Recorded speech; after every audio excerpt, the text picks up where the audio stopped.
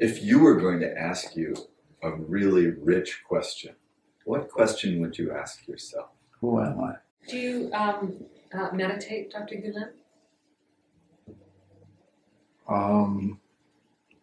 I meditate with my eyes open. If you eat blueberries, for example, blueberries erase memories and open up angelic kingdoms. The whole universe laughs. That universe is not interested in saving anybody. The universe is interested in one being 100% responsible. I have children, grandchildren, of which I do the cleaning because I want to make sure that I'm not attached to them in any way so that they can get the information directly from the divinity. You have a cell phone? Yes. You know what the source, the power of that cell phone is? Oil.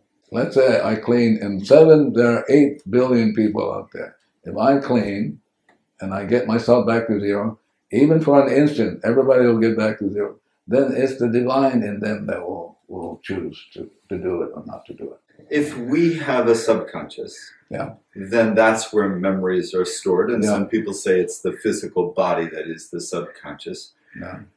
What about a chair? What about what we would maybe call an inanimate object that does not have a subconscious? Yeah. Where does it store its memory? It does have it. This thing is alive. This thing is telling me who sat here, all the people who sat here. This thing is telling me where the material came from. It's talking to me, and it's just talking. I'm just doing the cleaning. So this chair, like you, has the 3 selves. It has the superconscious, conscious, and subconscious. So it isn't. There's no such thing as an inanimate object. You look at across the culture, across all the cultures that we have in this great village called mankind, you will find only 2 models, and one model is very rare. And that model is you got to go talk to a guru to get to talk to the divinity, right? Right. This one you can talk directly. You don't need a guru. You don't need a coach. You don't need a master. You don't need any of those.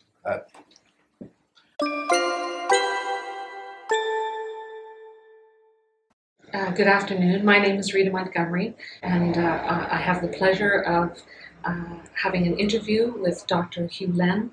And present with me also is Rick Moss, Dr. Rick Moss, and Marvin Greeno. We have some questions. I have some questions of Dr. Hew Len. I'm wanting to speak with you, especially about some of the ideas that you bring up in the book Zero Limits, written about you by Joe Vitale. And perhaps you could start out by explaining a little bit about this idea of 100% responsibility for oneself, and an entirely different idea of what the self is according to the system that you speak about. Well, I think Shakespeare said it better than I. If you read Sonnet 146, Shakespeare says, "Poor soul." And so Shakespeare is saying the basic idea is that there are tragedies in our lives because we don't take a look at where the origin of the problem is, and it's always in self. So the tragedy being in life is that we're clueless and we repeat the same thing over and over and over again. And so when I work at, for example, when I worked at Hawaii State Hospital, working with people killed, raped, and murdered people, I had to ask the question, what is going on in me that I am experiencing this? I'm experiencing a patient being violent, I'm experiencing staff going crazy, that sort of stuff. And so having to take 100% responsibility for that. What's going on in me that I'm creating this experience. And so I just do this cleaning, and the cleaning, the Ho'oponopono is about going into the self, and specifically into the subconscious, and where the data is. And since everything is run by information, so the information in my subconscious is dictating to me what I'm seeing, what I'm experiencing. It's like in Shakespeare's Tempest, where Miranda says, "Oh, woe is me to see what I see." So Miranda has this insight that she's only seeing with data. And so it is with me, and so it is with all of you. And so I just work on the data in me that I experience as, quotes, the other person. So if I see you as being crazy and goofy, it's only my experience of you. If I erase that, you can't be that way. Not possible. And so that's what I mean to be 100% responsible. Being 100% responsible is taking responsibility for what is going on you that you experience of whatever. Could I ask you to clarify just a little point? You said, what is it in me that is experiencing this? Yeah. Could you clarify what you mean by experiencing? Do you mean perception? Do you? No, I don't even mean that. I'm not. The perception is really a end product or consequence of data playing in the subconscious. So again, coming back to Miranda is saying, I only can see what I see because the data is seeing what I see. So Miranda is really speaking what Shakespeare says, the mind is just a stage, and the data runs around on the stage, and the data is really what is going on. And so if the data is such that I'm experiencing, I'm suffering, or I'm experiencing people being goofy, then I have to be responsible for that. What's going on in me, and it's simply data playing, and more specifically, memories replaying in the subconscious. And those can be erased. Mm-hmm. I think that is probably the most profound thing about this whole Ho'oponopono, is that you can erase data. Could you give us an example of what it feels like or looks like for data to be erased, or is that not something that can be done in this kind of setting? I'm not sure what you're asking. Could you give us an example of cleaning? I mean, how do we erase the data within our own minds? Well, is that something that could be discussed? Of course. You can teach it. Trees can do it. Cars can do it. Anybody can do it. But the idea is the most fundamental question one needs to know is the question, who am I? And most people have no idea about who they are, and therefore are not allow the data in them to speak for them, as opposed to choosing to not have the data by erasing it. And so it's coming back to great sages like Jesus. Jesus said, love your enemies. And your only enemy is the memory replaying that you experience as a judgment, anger, resentment, hate, annoyance. And so the Ho'oponopono is about falling in love with the data and saying to the anger, I love it. Saying to the memory that replays the anger, I love you, thank you for showing up, and give you one more chance to free you. And so the Ho'oponopono is just simply saying, I love you, thank you. When the data is erased, what is the self that remains? Is it a unique self that is God created? Is it individuated, or is it just pure self? So let me come back at you. So I would ask you, who's talking? Who's asking the question? Well, that would be the data, and because the other part of me would know the answer to that. Yeah, but I'm saying since the data is talking, you can erase the data. So I'm saying to people, no matter if you have questions, you'll never be able to get at what is going on because the data is running you. And the idea is to get to we historically have come from this notion that you can decode things. So the Greeks come along, and Greeks said, well, let's examine, let's analyze. But the Ho'oponopono is not about examining or analyzing. Ho'oponopono is about letting go of the data. So when the data is erased, you are what Buddha called in the space of void, or what Shakespeare calls you're in the state of blank. And it is when you are in that state of emptiness, void, and blank, then this inspiration comes through. What quantum physics called the phantom force of nothing. So it's a state of nothingness? I'm sorry? I'm sorry, it's a state of nothingness that you're describing? You have to really be careful because one has to be as precise as possible. No thought? No words? No, not no thought, no data plane.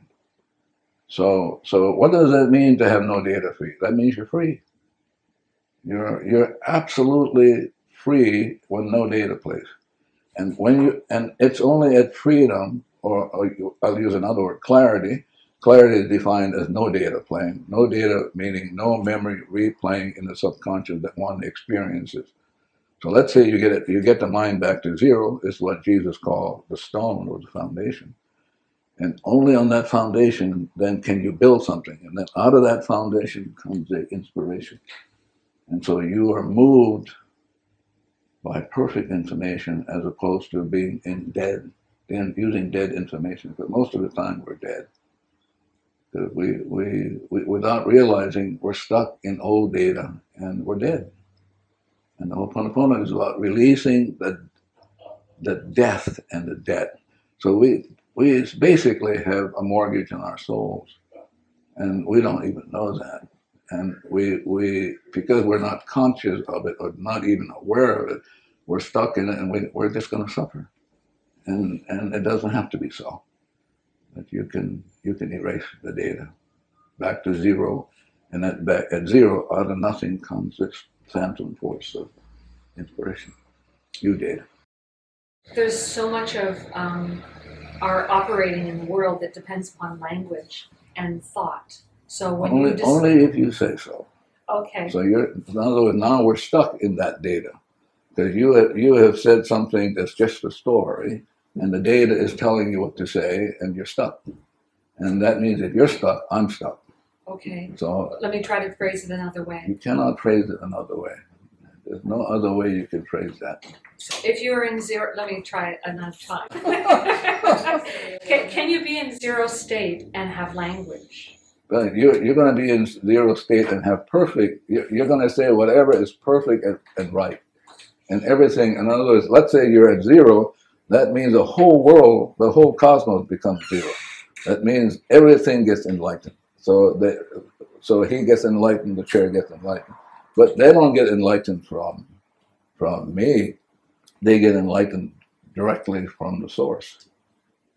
And so then the language is perfect. And it's a language in which you're not even aware. It's what the artists call inspiration. But all of a sudden, Van Gogh or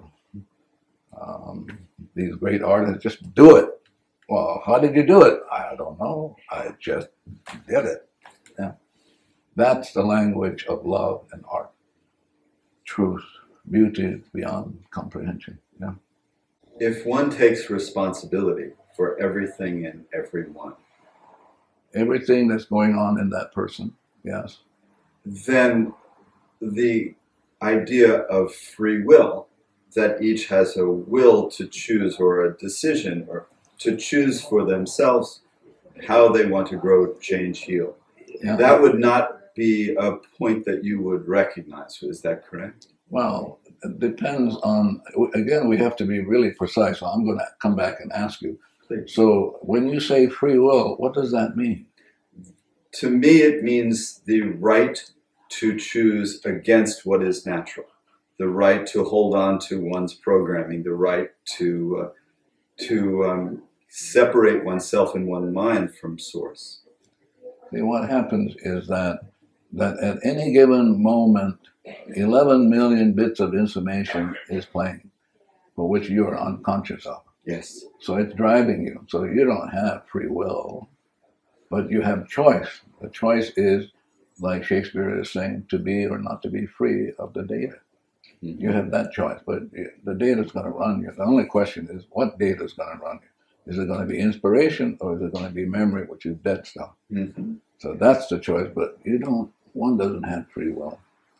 Can I approach the question differently? Because it's not... Yeah.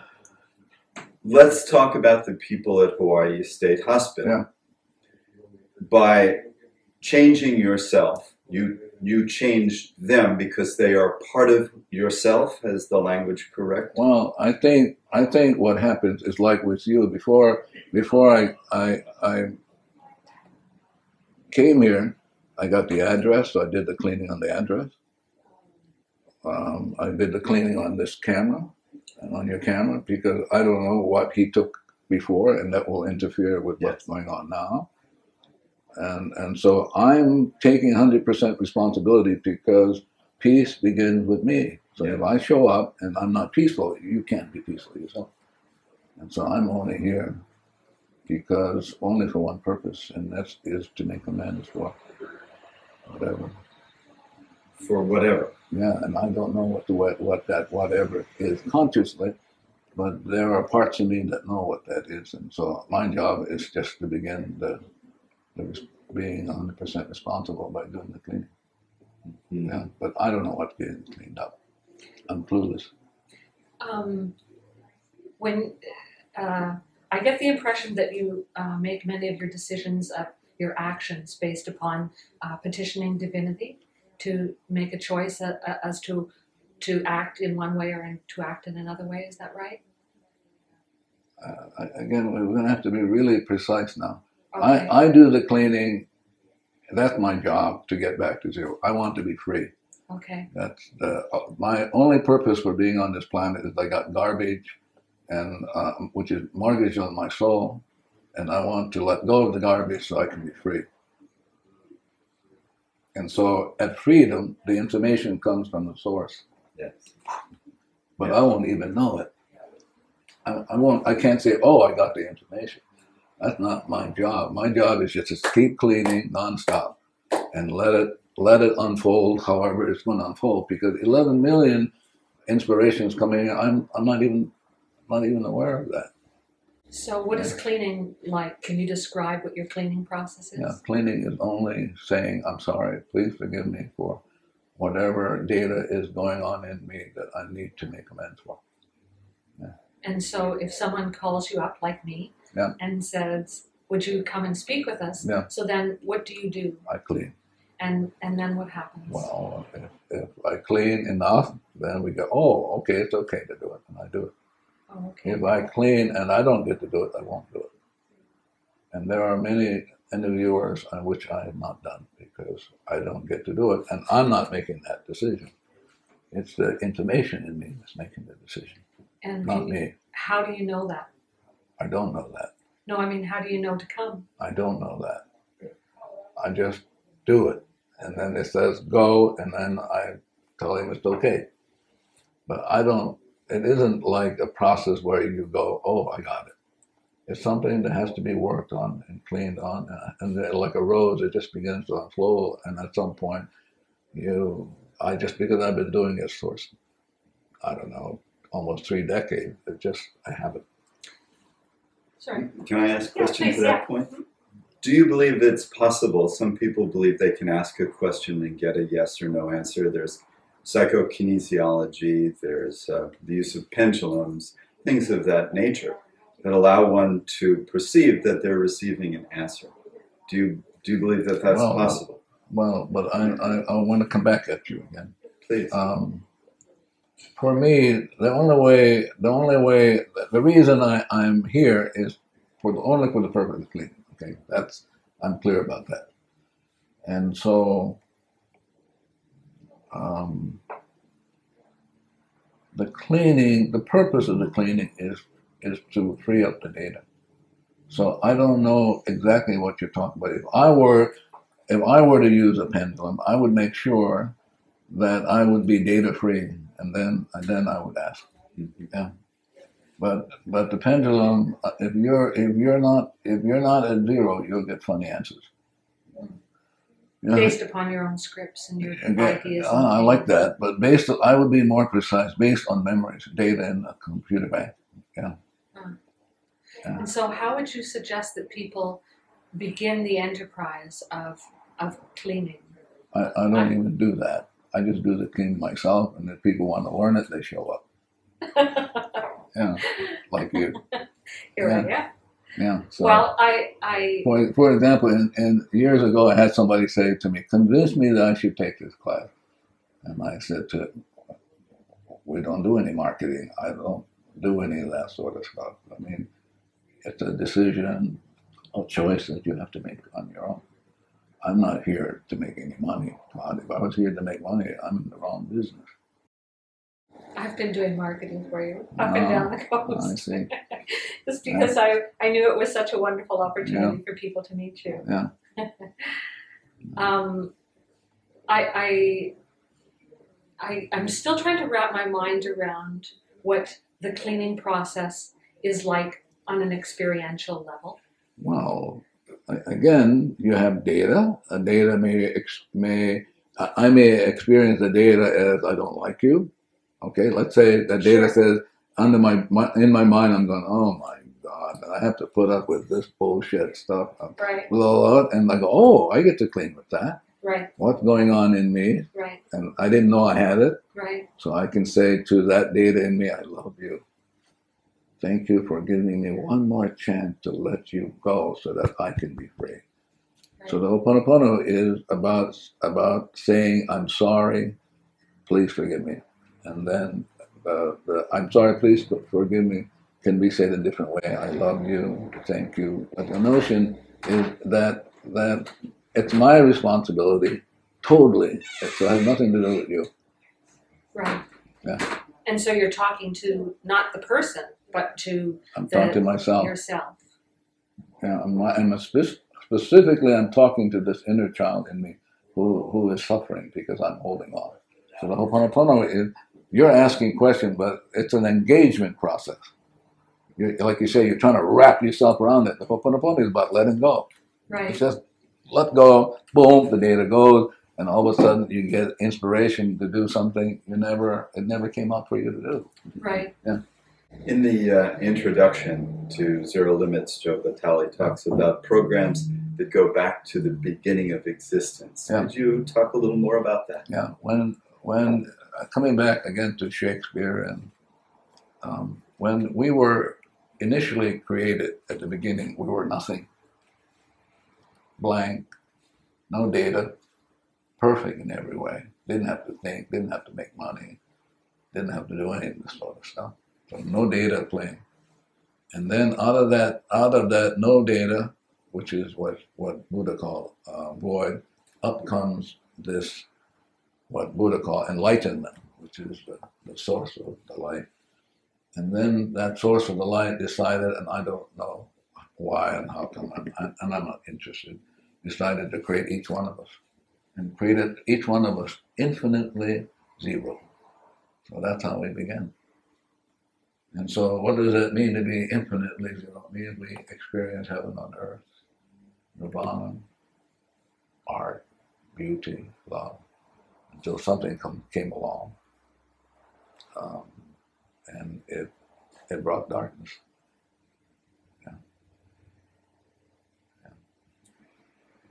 Are you in that state of bliss, nirvana? If I was in that state, I would not be here sitting with you guys. I'm here because I have stuff to let go. But clearly you've had a considerable degree of success based upon your having emptied a psychiatric hospital. I don't know what that means, success. Assisted in a healing for people. No, I didn't assist. I only took care of me. I'm responsible. I wasn't interested in them. They just came along in my life and said, hello, you got stuff you should let go. I said, oh, okay. So I didn't do it for them. They're just mirrors then to yourself? More importantly, more specific, more precisely, that we had shared memories. Ah. Yeah. Yeah. So this notion about healing people is bullshit stuff. I didn't do that. I'm only here to clean up what was going on in me that kept him goofy, that kept him stuck in the hospital. That's what I came. I came along to do that, to do it on me, not them. And if they benefit, okay, but that wasn't my orientation. That wasn't my focus. My focus was to be free. Hmm. Yeah.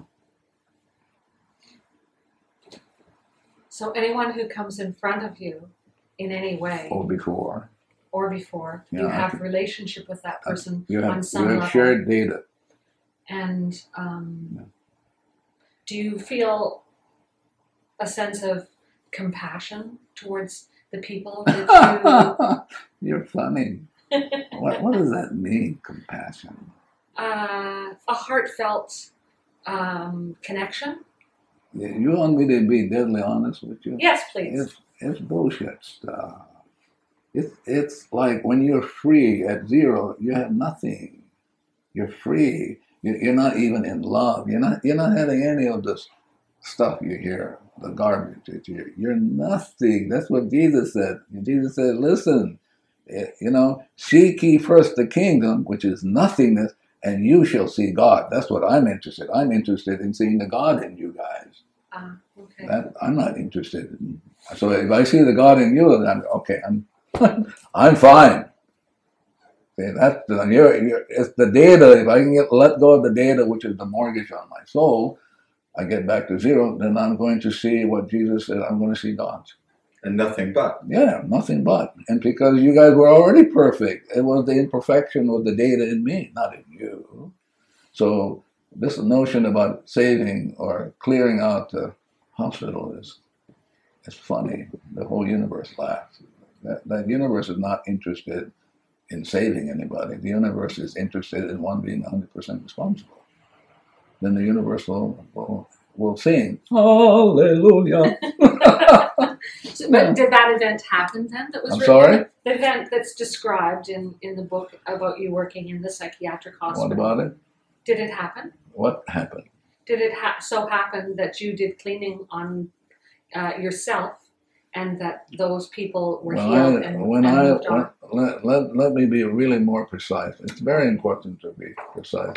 When I showed up at the hospital, it isn't a job I wanted to do.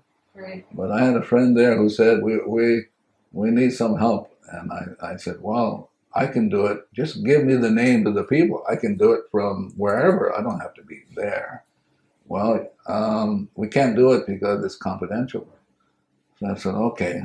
And maybe after a year or two, I finally relinquished and went. And so when I showed up, all the seclusion rooms were used. And there were people, several people daily in restraint, physical, that sort of restraint. There was really verbal and physical violence in the world. So I just did my cleaning. What was going on in me that I'm experiencing? Like the toilets flushing with nobody on them, the shower turning on with nobody, you know. And so I just began the cleaning, and months later, without making an effort, the seclusion rooms went. Nobody ended up in the seclusion rooms. Whereas they would take several years, the turnaround time for people to go home. They were going home. Maybe after what, I was there about 4 years. Maybe the turnaround time was 3 or 4 months. And so it's essentially, that's what I did, just work on myself. Yeah. So, whereas they didn't have any kind of work program, we started doing things like making cookies. Started out, that was a wonderful project. Can you imagine? Supposedly, all these crazy people making cookies, yeah? But making cookies, polishing shoes, washing cars, things that nobody ever thought of doing. And I didn't plan it. It just did it. I didn't go, well, let's see whether we can do something, make new job. It didn't happen that way.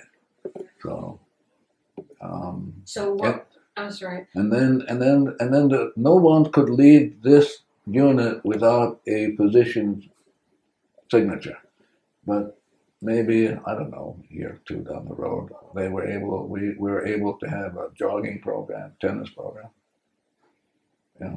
But I didn't do anything. I just was clean on myself and just kind of watch and then be awed by what God can do. Wow, I should do more cleaning, huh? Instead of being annoyed and irritable. Yeah. Certain people would end up certain staff would come on the ward and the ward would go crazy. I would notice that, so I would clean with that. As opposed to, I notice when Mrs. What's-Her-Name comes, everybody goes crazy. Oh, what's going on in me when Mrs. What's-Her-Name shows up? I'll work on that. Mm. Yeah. And does this go to past lives, or do you not deal with past lives? I don't deal with that sort of stuff. I just deal with memories. What's going on in me that I'm experiencing this? Yeah. Now, there may be those things, that'll come up, but I'm more interested in just targeting what's going on in me data-wise that I'm experiencing you, So if I'm experiencing you, however, 11 million of which I'm not even aware of that I'm experiencing you, I'm willing to do the cleaning because I'm clueless. Absolutely clueless. Yeah. Have you, Dr. Hew Len, had the experience of setting your intention to do cleaning on a situation? Say someone who was, within yourself, someone came in front of you who was terminally ill, and you did some cleaning within yourself, but the person still died. Have you had the experience? I don't know what you're talking about. This notion about intention, again, is a concept that's just database. Nobody has intentions. This notion, I mean, the people who make a lot of money don't intend to make a lot of money. They just do because there's some data in them that creates it. But to claim that, say how good I am, but you look at the financial situation. The people who are supposedly good wrote all these books. Well, we're finding out they were otherwise. So I don't, the notion of intention is foreign to me. I don't know what that means. Okay, maybe I'll use a different word then. But have you been in a circumstance? All the time. Where someone makes all the time. And so... All the time. I just came back from Japan. I had this woman come up to me, and little lady, a beautiful lady. She said, I had been diagnosed as having terminal cancer. I'm going to be dead in 3 months. And so I just did a cleaning. She came up, she looked at me, she hugged me. As I hugged her, I did the cleaning. But listen, I'm not God. Sure. But I mean, I'm not God. I'm not here to save anybody. That's the divinity's job, not mine. Mm-hmm. My job is to say, I'm sorry, please forgive me. Mm-hmm. I'm not here to act as God to say, well, if I clean, I can save you. I don't do that. Can you tell us more specifically what you did within yourself when that woman with cancer showed up? Yeah. What did you clean within yourself? Yeah. So I said, as I was hugging her, I said to the divinity, thank you for giving me this opportunity for this lady to come up so that I can look at myself. What's going on in me that I would like to make amends for? And so I said to the divinity, I'm sorry for whatever's going on in me. And there are specific cleaning tools I use that are unique to me. But basically, I'm asking the divinity, I'm sorry, please forgive me for whatever's going on in me, that this woman should show up in my life, experiencing her saying to me, I've been diagnosed. Now, one of the things I had to work on, because I just had to work on this whole judgment about somebody saying that somebody's going to die in 3 months. Mm-hmm. I had to work on that one. Yeah. And again, people can't help. If a doctor says you only got 3 months to live, he can't help it. That's the data in him. So now the question is, who's going to, at some point, who's going to start deleting the data?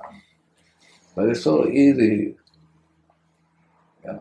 Can we delete all the data? I'm sorry? Can we delete all the data? That's the divinity's job, not mine. My job is to appeal. Divinity's job is to erase. So I can't say the divinity.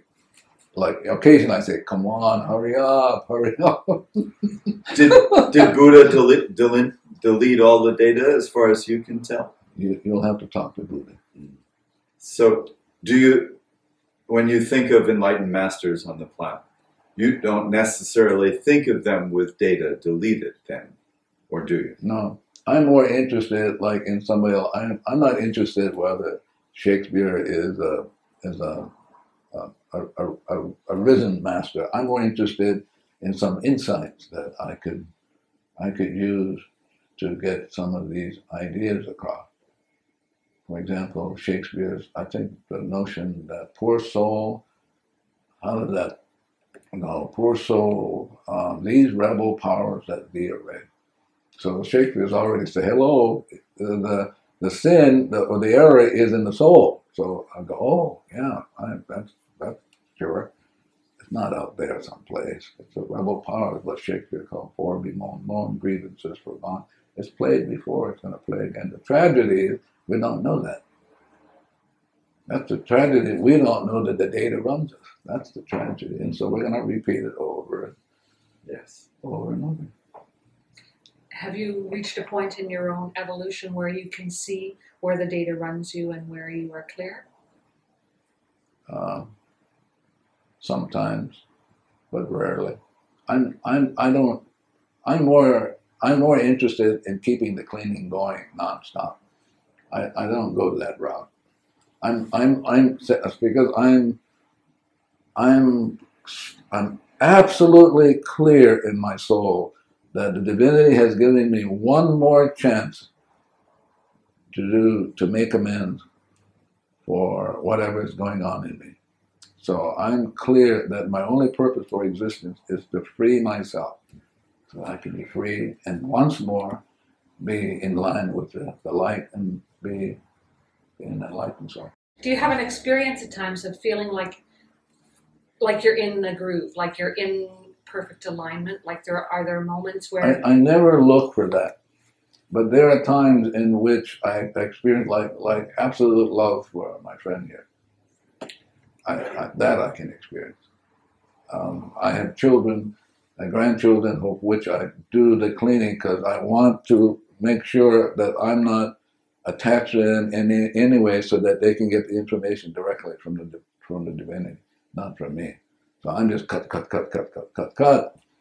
all the time, and occasionally when I get a call from my children, I have 2 daughters, 30 plus. I can feel love for them. Yeah. When you say cut, are you talking about cutting apple cores? Yeah, I'm talking about erasing memories in me that I experience them as quotes, judging them, how come they don't do this way, they don't do that, and all that. Yeah. And they're beautiful, my children are. Beautiful. Yeah.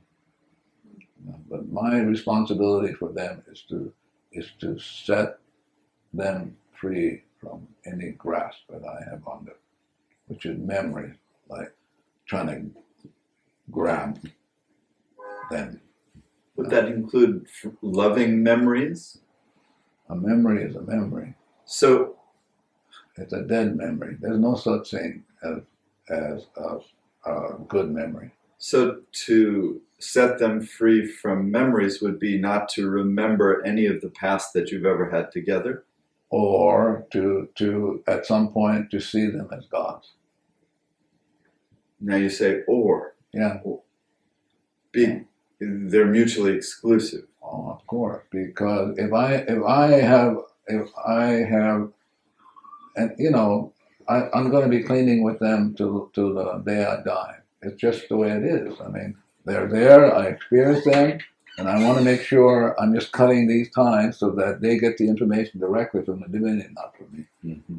So, am I sure? I'm never sure. I don't know that well. I just keep cleaning. You speak, or maybe it's Joe that references the experience of wonder and the importance of the experience of wonder. Could you talk a little more about that? I'm more interested in the experience of freedom. More than wonder. Yeah. It's interesting because that question brings up, there was a chap, they call himself chap, yes, in Australia, who I gave a lecture, and he kept saying, now, wait a minute, you mean you don't want us to be curious? That's his comeback. I said, well, to be at zero, you can be in awe. But if you want to take curiosity instead of awe, be my guest. Yeah. It's hard to put things down only because I'm never certain if I'm inspired or not, and yeah. And to be very honest, I don't care. I'm just doing the cleaning, just non-stop. Yeah. So I don't have any intentions to. For example, people will call me. I used to do these things. I don't do anymore. There's a young man in Hawaii who he's having a very difficult quote. His mother is saying he's having a difficult time. People don't like him. He's not doing well at school, and so as I'm reading the email, I'm doing the cleaning. What's going on in me? This is showing up.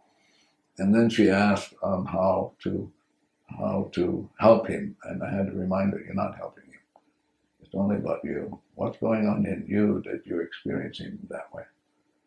And do you take individual clients? I used to, maybe 20 years ago, but I don't do that anymore. Yeah. Better that they should learn how to do it on their own. Huh? Put us out of business, so we can be vacationing here in Monterey instead of trading around the world. Yeah. I'm curious, what in you is creating your commitment to such a rigorous teaching schedule?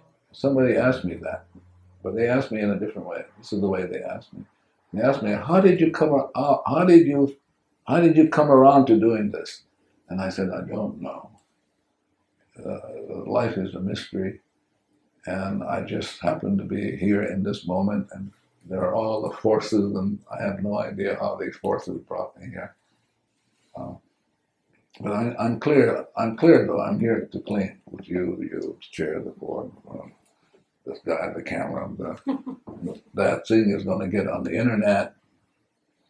Going to get on shows, and the shows are all generated by oil. You know that, right? You have a cell phone? Yes. You know what the source, the power of that cell phone is? Oil.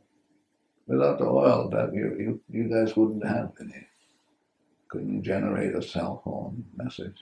All those back. So I'm cleaning with that. The rape of Mother Earth. I know. We're raping Mother Earth, but we can't help it. So I have to remind myself, nobody can help it. Everybody's stuck in programs. And so somebody's got to get to the cleaning, and I'm willing to do it. Marvin's willing to do it. More and more people around the world are willing to do it. You have, I guess the answer I was looking to that last question is, I had in mind the possibility that you had the hope that many people would be doing this work, and that we might change if nobody showed up, I would do it anyway. But would it not be your hope?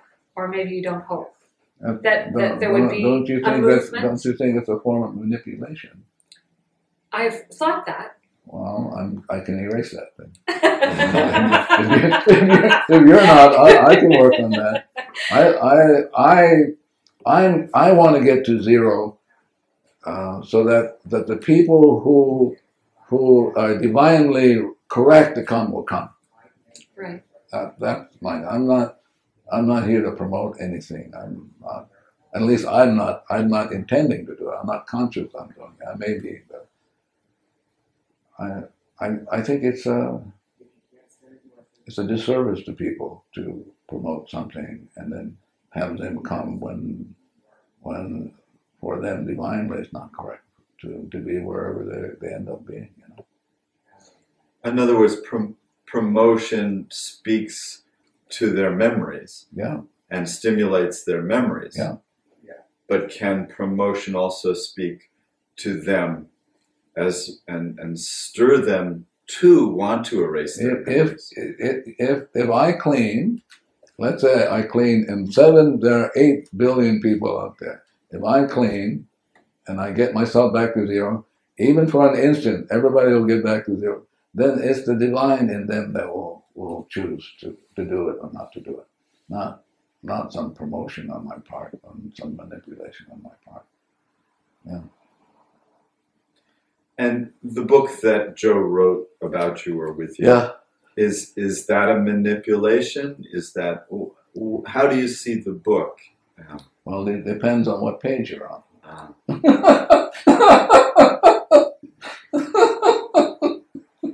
Yeah, depends on what page you're on. Depends overall, on how do you feel about the book? Well, but I cleaned before, so like with you, he had asked me months and months and months if I would do a book with him, and I did the cleaning. I heard no, just like with you guys, and at some point I heard yes, so I did it. Now I'm responsible for every point and every letter in the book, so there are people who will ask me certain things, and having not read all of the book myself, yeah, so, But my own sense, he did. He's a nice guy, and so he shows up for me to clean, and I clean, and I do it. And so sometimes somebody will ask me, like you asked me, well, what does Joe Vitale think about it? I said, you'll have to talk to Buddha or do that. I can't. If we have a subconscious, then that's where memories are stored. And some people say it's the physical body that is the subconscious. Yeah. What about a chair? What about what we would maybe call an inanimate object that does not have a subconscious? Yeah. Where does it store its memory? It does have a. This thing is alive. This thing is telling me who sat here, all the people who sat here. This thing is telling me where the material came from. It's talking to me, and as it's talking, I'm just doing the cleaning. So this chair, like you, has the three selves. It has the superconscious, conscious, and subconscious. So it isn't. There's no such thing as an inanimate object. You know, for example, you can talk to the camera. You can say to the camera, "How many cameras do you have, Alex?" So you can say to the camera, "Well, we're gonna tape this guy, Hew Len. So can you? Well, what do you think about that?" You can talk to the camera, and the camera will tell you. No, I don't know about that. And then let's say he knew how to do the cleaning, and said, "Well, let's do the cleaning," and so he does the cleaning, and maybe the camera will change its mind. So when photographers say the camera loves you, they're speaking more than they know. Absolutely. Absolutely. Absolutely. Even I had to show you how goofy this thing can be, I had a friend of mine who married a guy who wasn't doing very well in the construction business, and then when like 40,000 he made, and then maybe 3 years later after she married he made 3 million. But she knew that her job was to work on all of the projects, talk to all of the projects. And so one day he was having trouble, I think, putting up a scaffold or something. And so she did the cleaning, and she heard the nails. She heard the nails, said, we just can't get along. Can't get along. So if you can't get nails to even get along, then you can't put up a scaffold, you know. The scaffold won't work. So the idea is you have to be able to talk to everything. Get them ready. Like little children, you have to say, okay, here, we're starting a new project. Here's the address. Here, and then you begin the cleaning right away. And then the right subcontractors will show up. I mean, and the right banking will show up, the right whatever. But everything is alive. Yeah, so everything has the three selves. Yeah. I've seen the kind of process happen that you're describing, where everything just drops into alignment with a plan. But how is it?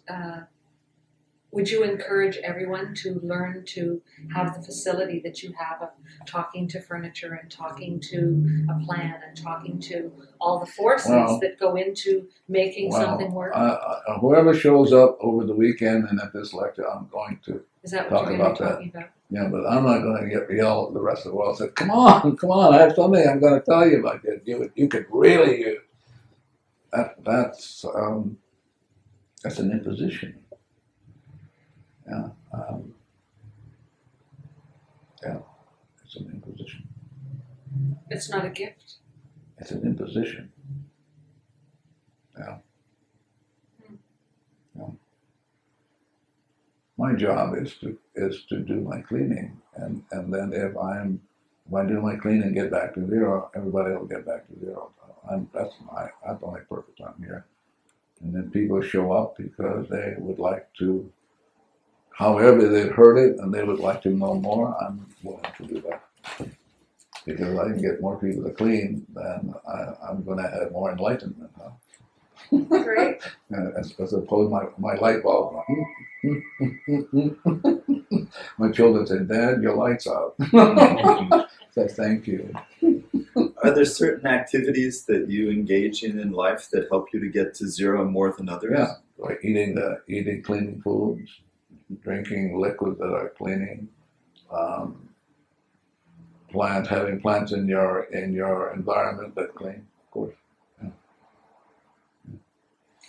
When you are doing cleaning, are you going into an altered state of consciousness? No. You're just doing it from your conscious mind and trusting that. Well, I'm hoping I'm doing it consciously, but I'm hoping I've talked to my subconscious, who is a computer bank, that the subconscious has heard me enough. I've fallen in love with it, and has asked it, please help me with the cleaning. And so I've downloaded every information that I know about the cleaning, and so my subconscious knows it, and it will do the cleaning. So, are there any guides or angels that help one with cleaning? If you eat blueberries, for example, blueberries erase memories and open up angelic kingdoms. Yeah. Could you speak to us a little about angelic kingdoms? What would you like to know? Are there levels to them? Do they interact with humans? I don't know those things. I don't know that route. All I know is one day I was cleaning years ago, and then he said, "Why don't you try blueberries?" I said, okay. And I said, "Well, what do you say?" I said, "Well, I could see the angelic kingdom." And then that was it. The discussion ended. I didn't hear whether they were levels, that were stretched out. I didn't hear anything. Do you mean like nature spirits when you speak of angels? I don't know what that is. Like people say that there are little people that are guardians of plants and the earth. No, I'm talking about angelic kingdom. Other universes, other dimensions that open up, stretch open. So you eat one blueberry, just stretches, and your mind goes, wow. Yeah, and you may not be conscious of it. That's the 11 million for which you're not conscious. Right. And it's different with blackberries than blueberries. I don't know about blackberries. I know blueberries. I know strawberries. Those things. Strawberries, for example, deal with women's hatred for men. Well, I'm going to go back to a story, and the story is probably, there are similar stories across culture. So anyway, this is a Los Angeles story. So divinity said, "Hello, heaven on earth now. You get this experience." Adam goes, "Yeah." Eve goes, "Yeah, wow, incredible." And so divinity then says, "Now you see that tree over there? That's the tree of knowledge. I wouldn't eat that stuff. You see that apple? I wouldn't eat it because you don't need it. You're already perfect." Well, maybe zillions of lifetime, Eve says to Adam, "Come on, we got to eat that because I think he's keeping a secret from us." And then along comes the so-called serpent part of the, yeah. So finally, they eat it. And then Jesus, I take that back. God comes along and in his long robe, and you can hear him swishing. And then he goes, "There's a difference in vibration in this." And Adam says what? What does Adam say? Adam says, "She made me do it." She made me do it. And that's the story of women. Abused, neglected. Scapegoated. But she made me do it. And so women end up, for example, with menopause, rage. That's rage. That's the kind of stuff that can be prevented. But that's rage. Menopause is rage? Yep. So I just throw that in, yeah, for good measure. Rage. Prevented by cleaning? Oh yeah, it could be worked on, but you know, it's better to work on it before than wait till towards the end all of a sudden it's like, oh. You mean the cessation of menses is rage? Or the symptom of It's rage. You're talking about hot flashes and stuff like that. Yeah, it's rage. Yes. Yeah, it's rage.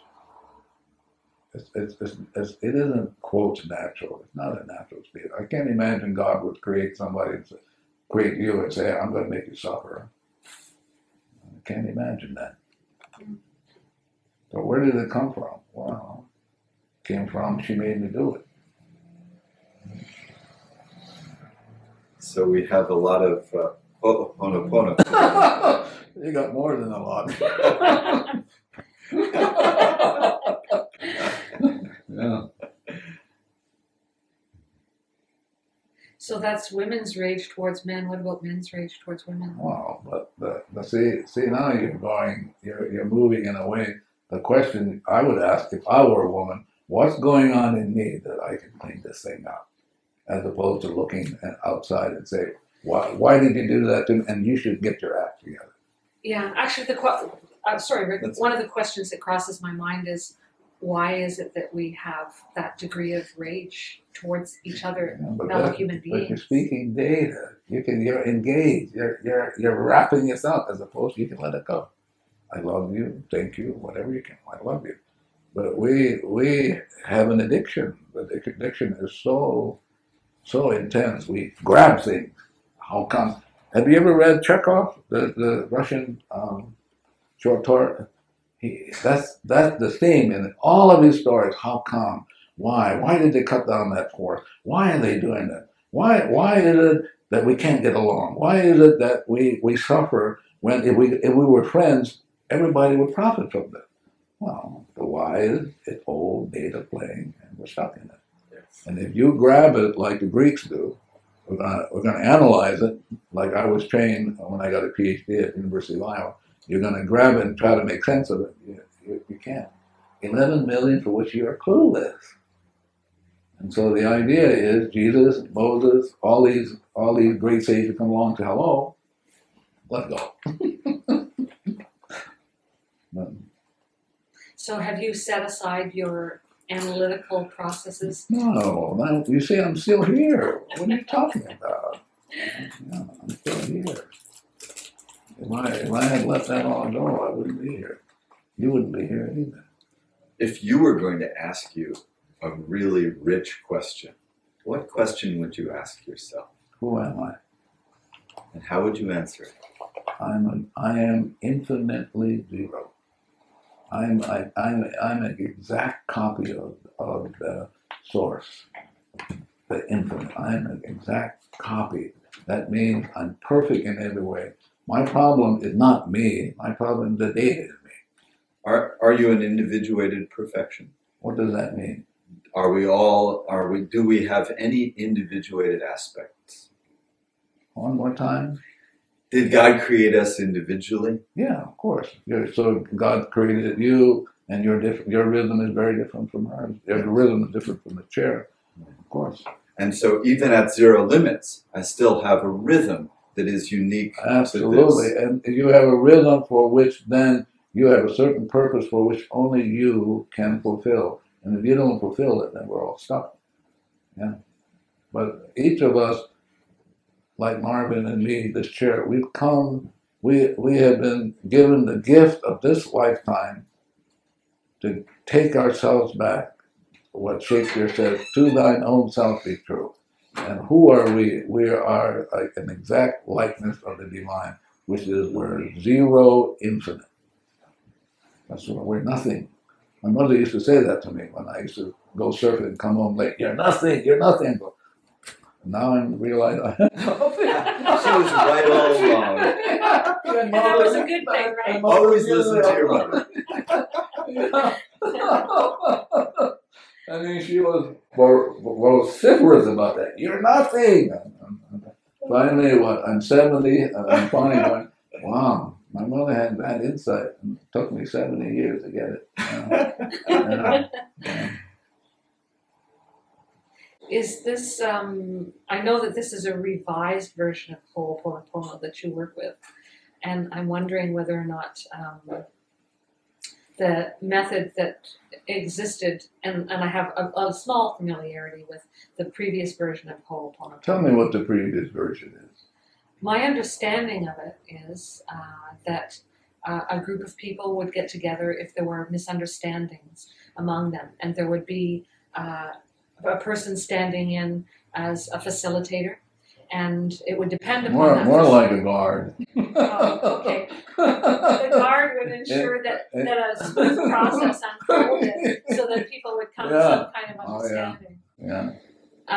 in some workshops that I've taken that have been about Huna and There's no such thing as Huna. oh, there isn't. No, that's made up by some white person. Oh, really? Yeah. Yeah. Go ahead. I'm sorry. Well, I was wondering if in the previous version, the earlier version of Ho'oponopono, before Hawaii was infiltrated by foreigners, Visited by foreigners, Yeah. if you think that perhaps things were different then. Well, if a society evolved that was perhaps more enlightened. listen, if you look at across the culture, across all the cultures that we have in this great village called mankind, you will find only two models, and one model is very rare, and that model is you got to go talk to a guru to get to talk to the divinity, right? Right. This one you can talk directly. You don't need a guru, you don't need a coach, you don't need a master, you don't need any of those. You don't even need, if I'm angry with him, I don't need him because the anger is in me. Right. So why would I? So the thing I liked about this when I heard about it 20-something years ago was, wow, it's just my own stuff and I can go directly to divinity who can erase it, you know? Yeah. So the Ho'oponopono that we teach, you're on your own, but you got a good coach called God. Yeah, you can talk directly, and only that force in you can erase. There's no guru, there's no master, there's no pope, there's nobody can erase. Only the divinity in you can do that. So I'm going to talk to why should I go to an in between? You have a whole team of people, do you not, who do the Ho'oponopono work with you? I'm part of a group of people who we have developed over the last 25 or 26 years. Some of them are coordinators, like my friend Marvin here, who does most of the work. He has to listen to all these telephone calls, get the emails, and I'm glad I don't have to. That's not my part. I wasn't created for that. Thank God. But so, and then we have also coordinators who can teach, who coordinate teach, and then we have people who teach who don't coordinate, and then we have key people who are key people because of the cleaning that they have been assigned to do, not because of anything else, but they are important people in terms of cleaning. If we can get them involved in the cleaning, we will have an easier go. Yeah, so we have 1, 2, 3, 4 of them. Mm-hmm. Yeah. So these people are particularly skilled at cleaning? Not that they're skilled, they're the worst people on the planet. Really? They said, okay, let's get the worst people on the planet to do the cleaning. Wow, I think that's wonderful, don't you think so? So we have the biggest troublemakers in the cosmos helping with the cleaning. Yeah, I'm serious. Yeah. So why, Divinity said, why would I? Jesus came and said, why would I fall in love, be in love with somebody that already loves me? I'm going to go look for somebody who hates me. So we got a lot of people who are kind of that category who can clean because that's what they come to do. Wow. Yeah, that's inspiring. You suppose she got that? No, I didn't. Can you share that with us? Did you get it? Yeah, go ahead, share that with us. I don't understand. That there are people who so want to clean up themselves and they have so much work to do that their cleaning really transforms the planet because how much they have to clean. Yeah. Yeah. And without their cleaning, it would take a longer. They are big time. Vacuum cleaners. Yeah. Mangungus. And they only showed up over the last 30 years. But Marvin is not one of those. He's one of those finite. He has that. I can see that. He has one of those French. He swivels, really. Yeah, he swivels. But he's very good at the swiveling. Yes. That's why I showed up. So Marvin, we haven't let you get a word in edgewise here. Would you like to share a little bit about your experience in doing Ho'oponopono? Well, I don't know where to start, but it's something that I'm just very thankful for the divinity to give me as a tool to get back to where I'm supposed to be with God. I'm just in awe to have this kind of tool to be able to go back to Him. Basically, it's just transforms my life, So used to be, I would, for anything that happens, I would look at other people other than myself to point a finger to and say, you did it, instead of looking at me. Right. So just change the whole thing. So it's just cleaning. It's just about cleaning. So that's all I can say. Thank you, Mark. Thank you. And boy, they're cleaning to do. That's a them. No matter what you do, there's always that. You have people who are signing up who want to know this or that, and I'm glad Marvin got that area covered. So you get to just show up and do the work. Well, but I get to do my part, which is not easy. Yeah. Because what you're dealing with is the addiction for engagement. The addiction for engagement, did you say? Yes. Yeah. Like you want to wrap your hands around it. Yeah. You want to get a hold of it. Yeah. And the realization is people cannot help it. Right. So somebody's got to get to the cleaning. And so the idea is that's my responsibility, his responsibility. So one of the things that we say to the staff in the class, hello, do your cleaning. Don't be asking any questions at the engagement. Do you meditate, Dr. Hew Len? I meditate with my eyes open. Yeah.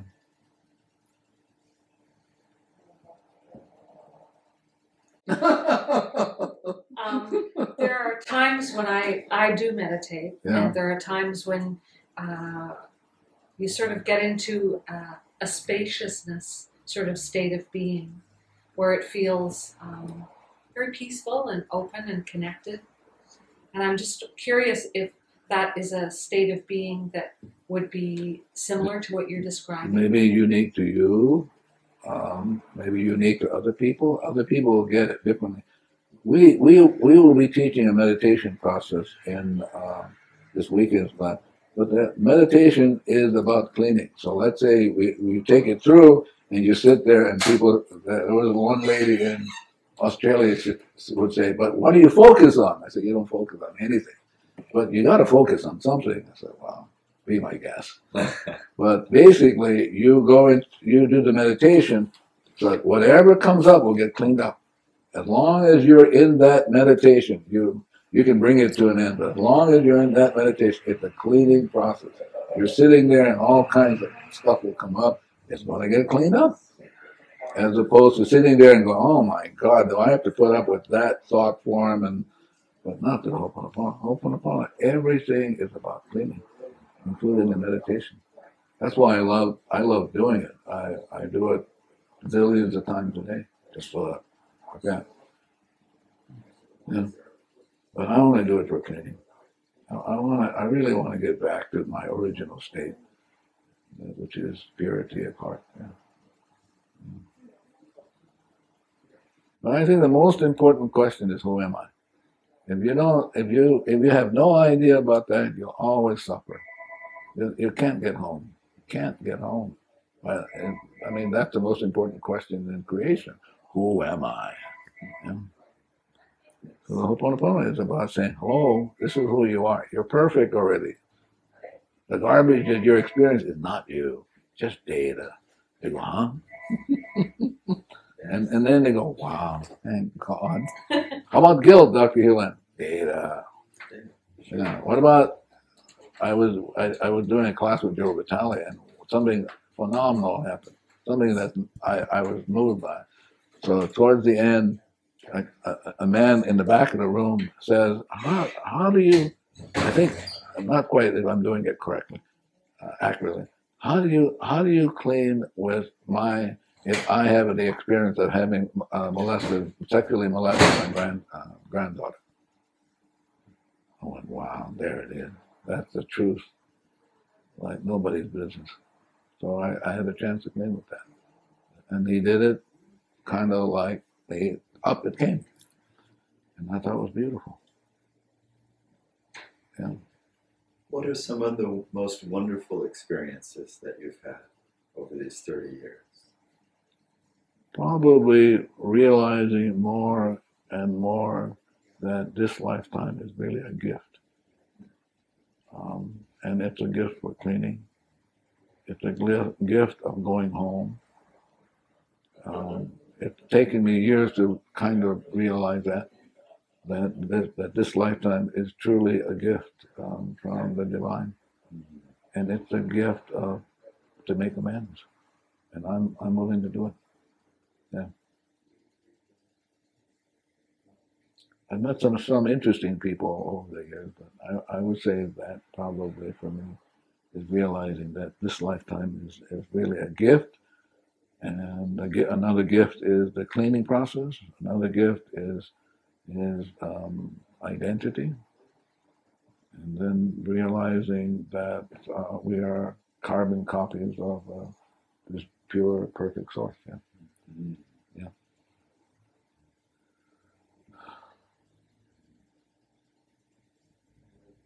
Yeah. Do you have experience of moments or blocks of time where you feel yourself as source? As what? As divinity?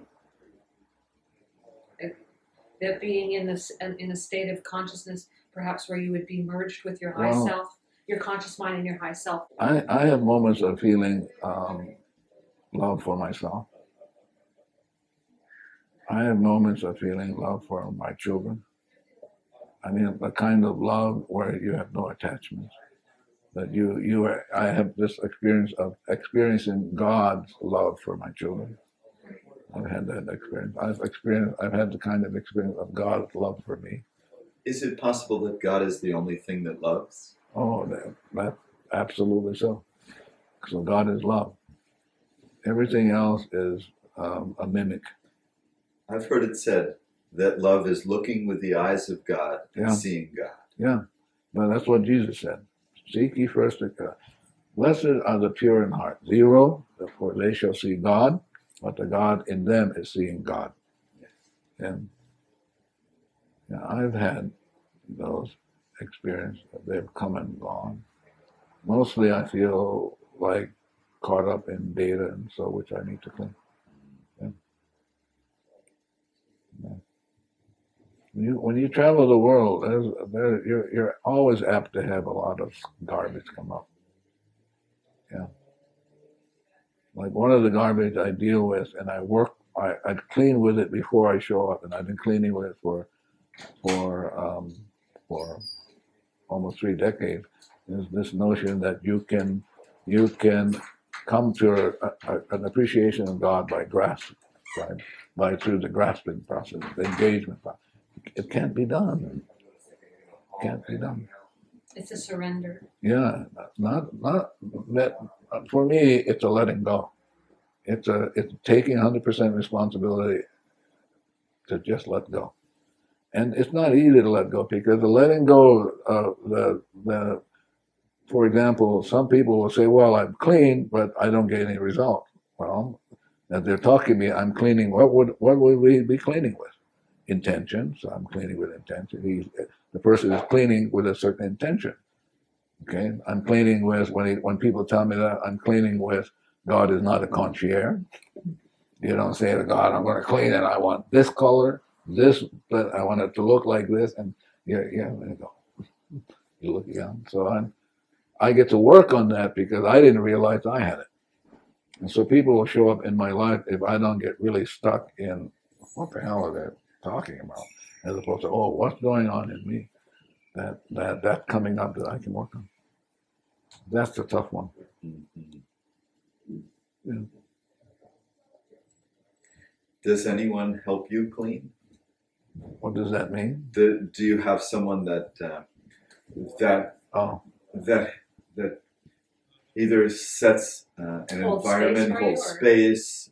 I think there's someone. Actually, there are 2 or 3 people that I work with that we do cleaning when things come up. Yeah, if there are things that, for example, if a request comes from, like, I got a request from Singapore. And Singapore, there's a banker there that wants us to come. And so I do the cleaning, and then I give that information to 2 or 3 people, and they can do it. And so we can get the information because we're the baddest guys on the earth. So we clean up, and then to see whether it's correct. It is. Yeah. Thank you. Yeah. Thank you so Thank much. you so much. Not at all. Not at all. I enjoyed it. I'm grateful. Got a chance to clean now. All good. I've heard the questions before. I'm sure you have. Yeah.